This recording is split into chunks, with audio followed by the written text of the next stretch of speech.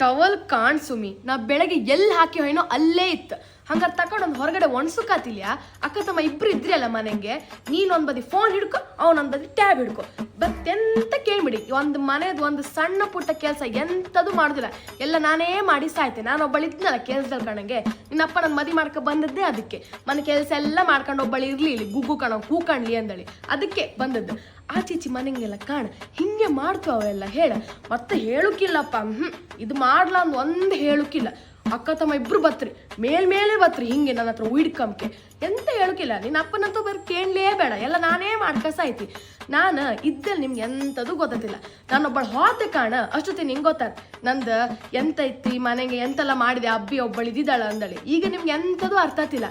ಮುಂದೆ ನೀನು ಮದಿಯ ಇನ್ನೊಂದು ಮನೆಗೆ ಹೋಪಳ ಹಿಂಗೆಲ್ಲ ಮಾಡಿ ನನ್ನ ಮರೆದೇ ತೆಗಿಬೇಡ ನೀನಕ್ಕ.